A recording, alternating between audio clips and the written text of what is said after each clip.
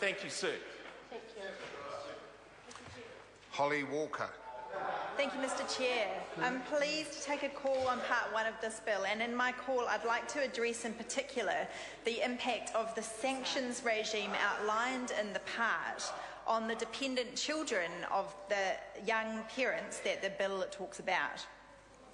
Now, Mr. Chair, we know that the changes to the work test obligations and the sanctions regime that this bill introduces has not been evaluated in terms of its impact on children, and that seems like a particularly big oversight and vitally important when one of the justifications that's often given for the government's welfare reform agenda... Point of order, the Honourable Paula Bennett. I'm reluctant to interrupt the member, and I kind of apologise, but that's not in this part at all, Mr. Speaker. It's actually in part three. So part one is about youth providers, but it's not about subsequent children or the effects on children. Point of order. Oh, well, speaking to the point of order. Apologies if, as a new member, I have misread things, sir, but I'm looking here at Part 1, Clause 20, page 36, which talks about sanctions for failure by a young person receiving young parent payment to comply with obligations under Section 170. Yeah, no, I'm not going to uphold the point of order. The member has the floor. Thank you, Mr. Chair. So this section I'm referring to outlines the sanctions that apply to young parents if they fail to comply with their obligations under Section 170. So we're talking here about young parents with dependent children and the impact that those sanctions will have on the children.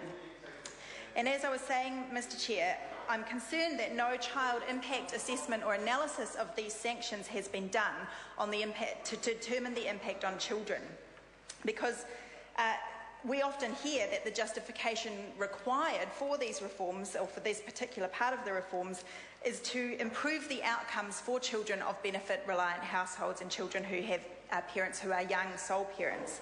And that's a noble goal, Mr. Chair, and one that we share. But I think it's very important we make sure that the sanctions that this bill introduces is not going to have unintended consequences on the very children that it is designed to support and to help. And so it highlights, Mr. Chair, why we should be routinely doing these kinds of assessments, because I think if we did, the bill would look very different. So how will the provisions in Part 1 make things worse for children? Well, I'm talking here about the sanctions regime that it outlines for failures for the failure of young people on the young parents payment to meet the obligations that the bill sets out. And actually, it's useful that the Minister made a contribution just now, and I'd like to invite her to take a call, perhaps to clarify for me, because in my reading of page 36 of the bill that's in front of the House, it was my understanding that in recognition of the impact on children of applying sanctions to their parents' benefit, that sanction would never be more than 50% of the benefit. And it seems to me that I'm looking here at section new section 174 on page 36, which deletes the clause that would have restricted the sanction to only 50% of the benefit, and inserts a clause that says that on a third failure, a young person's young parent payment can be cancelled altogether, and a new clause on the next page which says that they can be stood down from receiving that for 13 weeks from the date of the cancellation.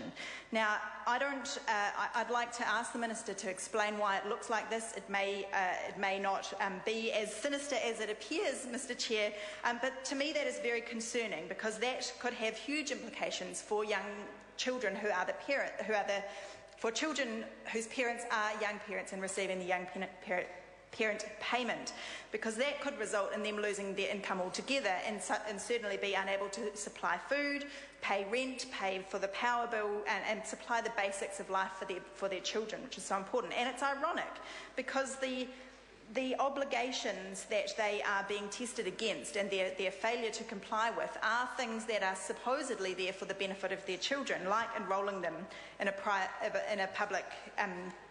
primary health organisation, or making sure that they're in early childhood education. And so if we're going to sanction their parents for not doing that by cutting off their income and meaning they can't provide any of the basics of life for their children, that seems like one of those particularly perverse unintended consequences that we would like to avoid.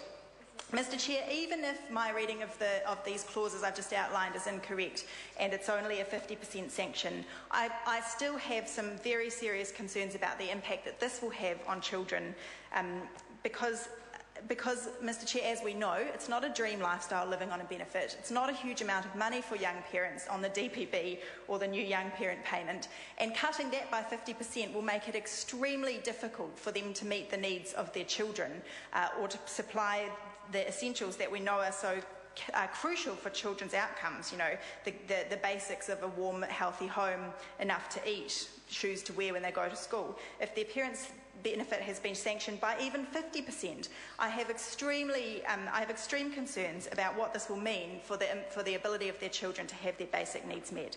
And it's ironic that we're trying to protect the best interests of children, supposedly, in this legislation, and yet we're introducing sanctions which will drastically reduce their parents' income. Mr Chair? Mr Chair. I'll take Holly Walker. Thank you, Mr Chair. Drastically reduce their parents' income, potentially by up to 50%, or perhaps by removing their benefit altogether, and leave the children in a very unfortunate situation.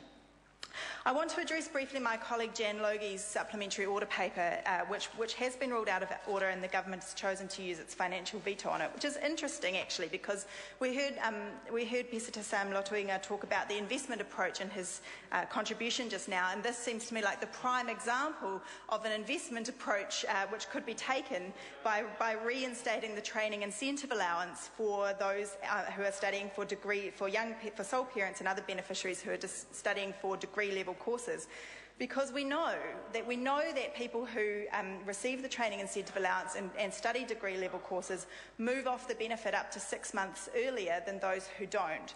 We know that when they do that, they earn more and are better able to provide for their children.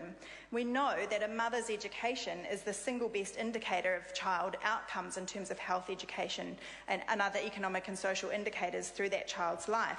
And as the daughter of someone who used the training incentive allowance to train as a kindergarten teacher when I was a small child, it's something that I know particularly well and is particularly close to my heart, and seems to me the very embodiment of an investment approach where the ability of the mother and of the family is invested in for the better outcomes of that family long term.